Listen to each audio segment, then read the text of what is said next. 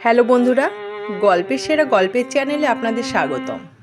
গল্পের সেরা গল্পের চ্যানেলে সব রকম বাছাই করা গল্পগুলো নিয়ে আসা হয়।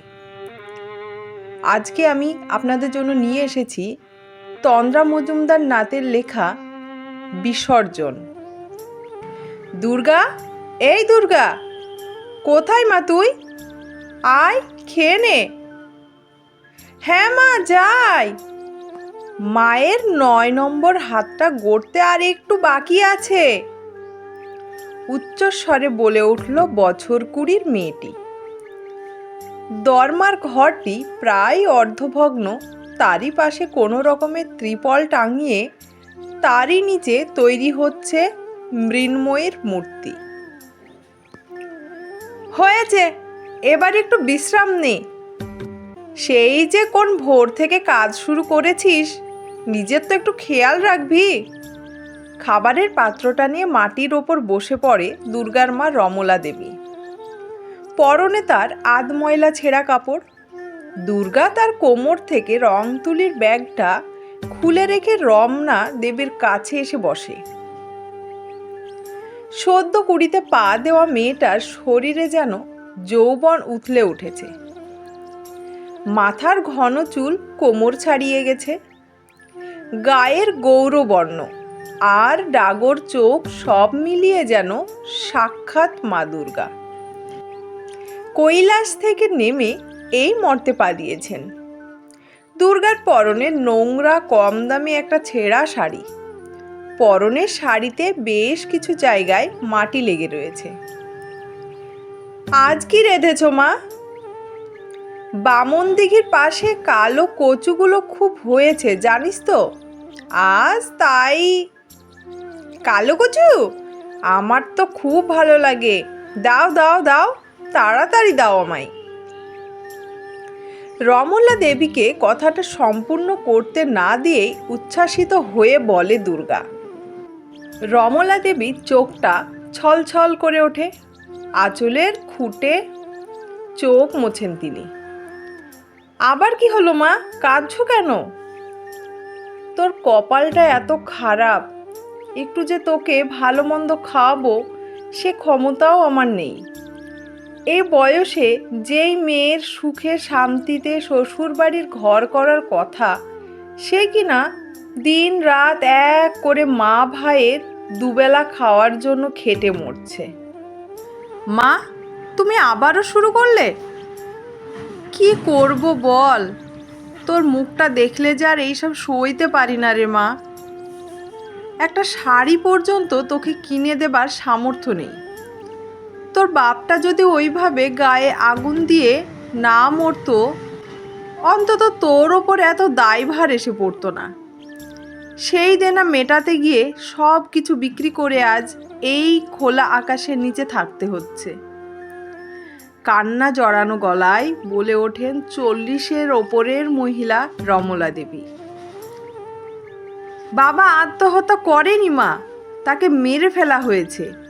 এত পরিশ্রম করে ঠিকমতো টাকা না পাওয়ায় ঋণ ধারের পাওনাদারের তাগাদা যে সে সইতে পারছিল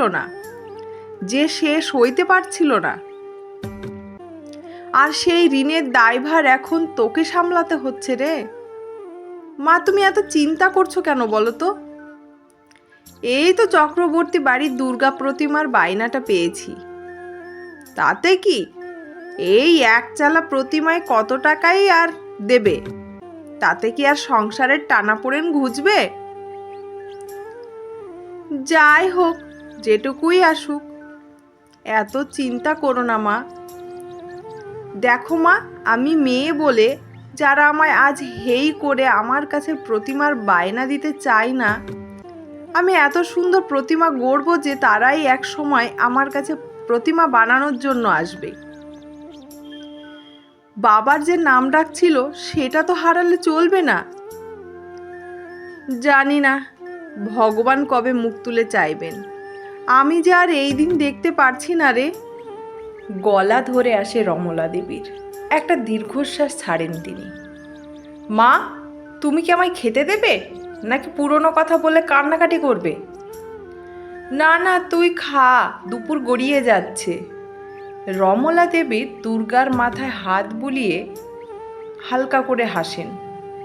খাবারের গ্রাস মুখে তুলতে নেবে এমন সময় কেউ একজন ডেকে ওঠেন। হারান্দা আছো নাকি?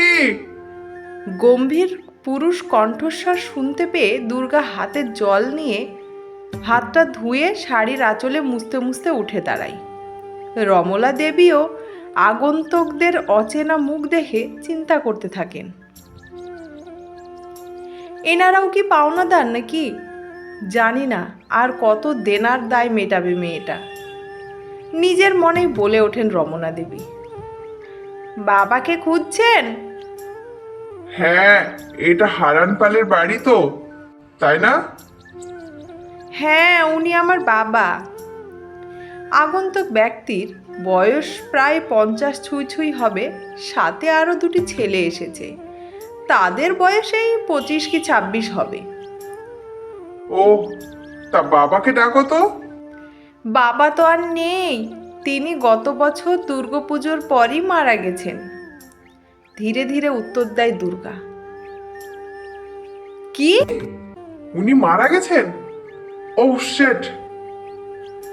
ঠিক আছে, তবে আসছি। চলেই যাচ্ছিল তারা, কিন্তু দুর্গা বলে ওঠে, আপনারা বলুন না কেন এসেছেন? আমি রাজশেখর রায় প্রধান। আসলে আমাদের ক্লাবের এবছর রজত জয়ন্তী বর্ষ, তাই আমরা এবছরের প্রতিমা বিশেষ আকর্ষণীয় তৈরি করতে চাইছি। হারান্দার চারিদিকে খুব নামডাক, তাই ভেবেছিলাম ওনাকে দিয়ে এবছরের প্রতিমাটা তৈরি করব। কিন্তু বাবা নেই তো কি হয়েছে, আমি করব প্রতিমা। আপনারা যেমন চান বলুন, আমি গড়িয়ে দেব। তুমি পারবে? বিস্মিত হয়ে রাজশেখর বাবু জিজ্ঞাসা করেন। হ্যাঁ পারবো, এই যে দেখুন এটা আমি গড়েছি। কথাটা বলেই দুর্গা ত্রিপলের নিচে রাখা একচালার মৃন্ময়ী মূর্তিটা দেখায়। বাহ, বেশ ভালো। কিন্তু আমাদের প্রতিমা তো এক চালা হবে না, অনেক বড় হবে। তাছাড়া সময়ও তো বেশি নেই। তবুও আমি পারবো, আমাকে যে পারতেই হবে। দয়া করে আমাকে বায়নাটা দিয়ে যান, আমি ঠিক পারবো। হাত জোড় করে দুর্গা অনুরোধ করে রাজশেখরের সামনে। শেষে রাজশেখর দুর্গা প্রতিমার জন্য সামান্য কিছু টাকা বায়না দিয়ে চলে যায়। তারা চলে যেতে রমলা দেবী বলে ওঠেন, তুই এত বড় দায়িত্ব কেন নিতে গেলি দুর্গা? তুই কি পারবি একা একা সবটা করতে? আমাকে তো পারতেই হবে মা, না হলে তো কোনো উপায় নেই। এই বায়নার টাকাটা দিয়ে যতটা হোক মূর্তি গড়ার প্রয়োজনীয় জিনিস কিনতে হবে। নিজের জন্যও তো একটা শাড়ি কিনতে পারিস। ওসব পরে হবে, এখন কিন্তু মন দিয়ে এই ক্লাবের জন্য খুব সুন্দর প্রতিমা গড়তে হবে। দিনরাত অক্লান্ত পরিশ্রম করে এক দুর্গা আর এক দুর্গার মৃন্ময়ী রূপ গড়তে থাকে। সকাল থেকে রাত কেটে যায় দুর্গার সেই ত্রিপলের তলায়। বাবার করা দেনা তাকে মেটাতেই হবে, সব কিছু নতুন করে গড়তে হবে তাকে। সংসারের দায় এখন নিজের কাঁধে, সেই জন্য আর পড়াশোনাটাও বেশি করতে পারেনি সে। মহালয়ার দুদিন পরে চক্রবর্তী বাড়ির একচালা প্রতিমা নিয়ে যায় আর সাথে টাকাও দিয়ে যায়। সেই টাকা পেয়ে দুর্গার চোখে মুখে যেন আর উচ্ছ্বাস ধরে না। বাজার থেকে মায়ের শাড়ি আর ভাইয়ের জন্য নতুন প্যান্ট শার্ট কিনে বাকি টাকাটা রেখে দেয়। আরো দুদিন তো চলতে হবে তাদের। নতুন জামা পেয়ে ছোট ভাই বেশ খুশি, কিন্তু রমলা দেবী আর চোখের জল বাদ ধরতে থাকতে পারে না। তুই কেন নিলি না? তুইও তো একটা নতুন শাড়ি নিতে পারতি। মা, সেসব পরে হবে। এই যে এই প্রতিমাটা নিয়ে গেলে অনেক বেশি টাকা পাবো, তখন না হয় নিজের জন্য কিনে নেবো একখানা শাড়ি। মহালয়া থেকেই শুরু হয়ে যায় দেবী পক্ষ, কিন্তু রাজশেখরের ক্লাব থেকে কেউ প্রতিমা নিয়ে যেতে আসে না। চিন্তায় পড়ে যায় দুর্গা। চতুর্থী পঞ্চমী পেরিয়ে যেতেই দুর্গার যেন আর ধৈর্যের বাঁধ ধরে রাখতে পারে না। ষষ্ঠীর দিনটাও সারা দিন কেটে যায় দুর্গার সেই ত্রিপলের নিচে। মৃন্ময়ী মূর্তির ওই কাজল কালো চোখের দিকে নিষ্পলক দৃষ্টিতে তাকিয়ে থাকে দুর্গা। দুর্গার চোখ থেকে ঝরে পড়ছে তখন অশ্রুধারা। নিজের হাতে গড়া দুর্গা প্রতিমার সাথে নিজের সুখ দুঃখের কথা বলতে বলতে কেটে যায় সারা রাত। কখন যে ঘুমিয়ে পড়েছে সে খেয়াল নেই। দুর্গা, এই দুর্গা, ওঠ, দেখ আমি এসেছি রে। দুর্গা আধ বোঝা চোখে তাকিয়ে দেখে সামনে স্বয়ং মা দুর্গা দাঁড়িয়ে। সারা শরীর দিয়ে বেরিয়ে আসছে আলোর বিচ্ছুরণ। অপরূপা সুন্দরী, সারা শরীরে গয়না যেন ঝলমল করছে। আর কদিন পরেই তো আমি ফিরে যাচ্ছি কৈলাসে, তুই যাবি আমার সাথে? স্মিত হেসে সেই অপরূপার রমণী বলে ওঠে, আমি যাব তোমার সাথে, তুমি আমায় তোমার সাথে নিয়ে চলো। কথাগুলো বিড়বিড় করে নিজের মনেই বলতে থাকে দুর্গা। এই দুর্গা, কি বলছিস রে তুই? রমলা দেবীর স্পর্শে সম্মিত পাই দুর্গা। চোখ মেলে তাকিয়ে দেখে তার মা রমলা দেবী দাঁড়িয়ে। মা তুমি? হ্যাঁ আমি। কাল সারা রাত এখানেই ঘুমিয়েছিলি? রমলা দেবীর আলতো স্পর্শ করে বলেন, মা তুমি জানো মা দুর্গা স্বয়ং এসেছিলেন আমার কাছে, উনি আমায় ওনার সাথে নিয়ে যেতে চান। তাই বুঝি? মৃদু হাসেন রমলা দেবী। কিন্তু মা, ষষ্ঠী যে পেরিয়ে গেল, ওরা তো প্রতিমা নিতে এলো না। তাহলে কি ওরা এই প্রতিমা নেবে না? আমি যে এত পরিশ্রম করে মায়ের মূর্তি গড়লাম, সেটার কি হবে? গলা ধরে আসে দুর্গার। তুই একবার সেই ক্লাবে গিয়ে খোঁজ নিতে পারিস তো? আজ যাব। সপ্তমীর সকালে দুর্গা বেরিয়ে পড়ে সেই ক্লাবের উদ্দেশ্যে। ক্লাবে পৌঁছেই যা দেখে তা দেখে আর নিজেকে ধরে রাখতে পারে না। কান্নাই ভেঙে পড়ে দুর্গা। সেখানে পুজো হচ্ছে, কিন্তু অন্য প্রতিমা দিয়ে। সে যে এতদিন দু চোখের পাতা এক করতে পারেনি তার কোনো মূল্য নেই। ক্লাব ঘরের কাছে গিয়ে সে রাজশেখরকে দেখতে পায়। তার কাছ থেকে প্রতিমা না নেওয়ার কারণ জানতে চাইলে বলে, তুমি বড্ড ছোট, এত বড় দুর্গা প্রতিমা কি আর একা তৈরি করতে পারতে? তার মধ্যে তুমি আমার সামনে হাড় জোর করেছিলে, সেই জন্যই সামান্য টাকা দিয়েছিলাম। কিন্তু আমি যে সারা দিন রাত খেটে প্রতিমা গড়েছি, আপনি চাইলে দেখতে পারেন। কান্না জড়ানো গলায় বলে ওঠে দুর্গা। কিন্তু আমরা তো অন্য জায়গা থেকে প্রতিমা নিয়ে আনিয়েছি। এবারে আমার প্রতিমার কি হবে বলুন আপনারা? কেন এমন করলেন আমার সাথে? একটা প্রতিমা গড়তে কত সময়, কত খরচ লাগে সেসব জানেন আপনারা? অঝোর ধারায় কেঁদে ওঠে দুর্গা। দুর্গার কান্না দেখে রাজশেখর সামনে এগিয়ে আসে। দুর্গা দুই কাঁধে হাত রাখে। তুমি চিন্তা করো না, তোমার প্রতিমা গড়ার টাকা আমি দিয়ে দেব। দশমীর দিন ক্লাবে এসো। সত্যি বলছেন? চোখে মুখে বিস্ময় তখন দুর্গার। হ্যাঁ সত্যি। দুর্গার চোখের জল মুছিয়ে দেন রাজশেখর। দুর্গাপূজাটা এমনি করেই কাটে দুর্গার। তার ছোট ভাই নতুন জামা প্যান্ট পরে পাড়ার দুর্গা মণ্ডপে সারাদিন কাটিয়ে দেয়। দুর্গাকে অমন পুরনো শাড়ি পরতে দেখে চোখ আর গাল অশ্রুসিক্ত হয় রমণী দেবীর। দুর্গার বাবা ঋণের দায় মেটাতে না পেরে ঘরেই গায়ে কেরোসিন ঢেলে আত্মহত্যা করেছিল। আর দরমার ঘরে যা ছিল সবই পুড়ে ভস্মীভূত হয়ে যায়। সপ্তমী, অষ্টমী, নবমী পেরিয়ে আজ বিজয়া দশমী। মা দুর্গার আজ বাপের বাড়ি ছেড়ে শ্বশুর বাড়ি যাওয়ার দিন। পুজোর এই কটা দিন দুর্গার তৈরি মৃন্ময়ী মূর্তিকে প্রতিদিন পুকুর থেকে পদ্ম এনে শিউলি ফুল তুলে মাটির প্রদীপ জ্বালিয়ে আরাধনা করে গেছে। রাজশেখর বাবুর কথা মতো দুর্গা গিয়ে উপস্থিত হয় সেই ক্লাবের দুর্গা মণ্ডপে। তখন সকল এও স্ত্রীরা সিঁদুর খেলায় মত্ত। পাশেই জোরে জোরে ঢাক বাজছে। বিদ্যার্থী ছেলেমেয়েরা হাতে বই নিয়ে মা সরস্বতীর চরণে ছোঁয়াতে এসেছে। দূর থেকে সবকিছু দেখতে থাকে দুর্গা, নিজের মনেই হেসে ওঠে। অন্যদের আনন্দ করতে দেখে নিজেও সেই আনন্দ উপভোগ করে। এমন সময় কাঁধে কারো আলতো পরশ পায়। চমকে ওঠে দুর্গা। পেছন ফিরে দেখে রাজশেখর বাবু। ও আপনি? আমি আপনার কাছেই এসেছিলাম, আজ টাকা দেবেন বলেছিলেন। দুর্গার তখন চোখে একটা উত্তেজনা লক্ষ্য করা যায়। হ্যাঁ দেব বই কি, ক্লাব ঘরে এসো। রাজশেখর বাবুকে অনুসরণ করে দুর্গা ক্লাবের ঘরের দিকে যায়। দুর্গা মণ্ডপের পেছনেই ক্লাব ঘর। দুর্গা ভেতরে প্রবেশ করতেই দেখে রাজশেখর ছাড়াও সেখানে রয়েছে আরও অনেকজন। সকলেই দুর্গার ওপর লোলুপ দৃষ্টিপাত করে। মাথার এলোকেশি, শারীরিক গঠন, চোখে মুখে চাহনি যেন তাদেরকে ব্যাকুল করে।